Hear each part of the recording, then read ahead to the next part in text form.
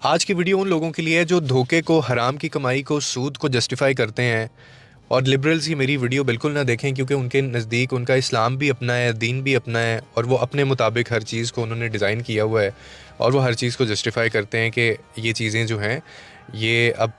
مطلب ایک پورے طرح سے یہ چیزیں ہونا شروع ہو گئی ہیں۔ اور آپ کو بتاؤں گا کہ دھوکے اور حرام کی کمائی کے اوپر جو ہے وہ تحقیق کیا کہتی ہے، اور اس میں اسلام اور سائنس جو ہے اس کی کیا آبزرویشنز ہیں۔ لیکن اس سے پہلے میں آپ کو ایک اور چیز بتا دوں کہ زندگی کے یاد رکھیے آخری لمحات میں نا انسان کے ساتھ جو ہے وہ اس کا بینک بیلنس یا اس کا پیسہ ساتھ نہیں دیتا یا وہ نہیں جاتا، بلکہ اس کا اپنا ضمیر ساتھ ہوتا ہے۔ جتنے بھی ماہرین نفسیات ہیں یا طبی سائنس سے تعلق رکھنے والے جو لوگ ہیں نا، وہ اس بات میں متفق ہیں کہ دھوکے، فراڈ یا حرام یا غیر اخلاقی ذریعے سے جو چیز کمائی گئی ہو، چاہے وہ دولت ہو، وہ وقتی ہو سکتی ہے، آپ کو فیسلٹی ایک مل جائے، لیکن انسان کو یہ حقیقی جو سکون ہے، ذہنی سکون، وہ کبھی آج تک فراہم نہیں کر سکے۔ اور نفسیاتی تحقیق کے مطابق جب انسان اپنے اخلاقی اصولوں کے خلاف کوئی عمل کرتا ہے نا، چاہے وہ پیسے کا ہو یا کوئی اور آپ کا عمل ہو، تو اس کے لیے ایک ٹرم بولی گئی ہے کوگنیٹو ڈسوننس۔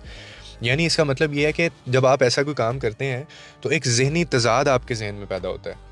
جس کے نتیجے میں کیا ہوتا ہے، آپ کو خوف ہوتا ہے، بے چینی ہوتی ہے، اضطراب ہوتا ہے، گناہ کا احساس جو ہے وہ جنم لیتا ہے، جیسے ہمیں پتہ ہوتا ہے ہم کوئی غلطی کر رہے ہیں۔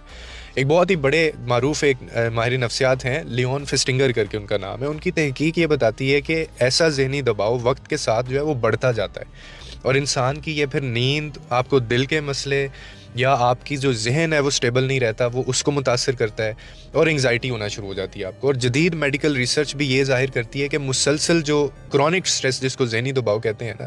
یا آپ کو blood pressure, high blood pressure ہے، یا ڈپریشن ہے، یا دل کی جو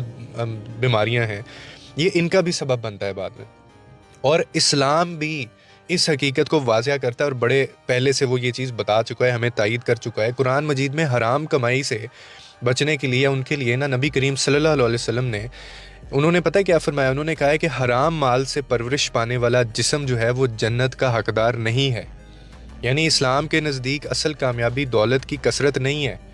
بلکہ حلال رزق، آپ کا اپنا صاف ضمیر، اور آخرت کی جواب دہی کا احساس ہے۔ کیوں؟ کیونکہ اس وقت یہ عیش و آرام، یہ پیسہ، یہ دولت یا ناجائز دولت آپ کے کام نہیں آنی۔ اس وقت صرف ایک چیز معنی رکھے گا، وہ دل کا سکون ہے، اللہ کی رضا ہے، اور نیک اعمال ہی ہیں جو انسان کے لیے سہارا بنتے ہیں۔ اور یہی وجہ ہے کہ چاہے سائنس ہو، چاہے اسلام ہو، یہ دونوں اس نتیجے پر پہنچتے ہیں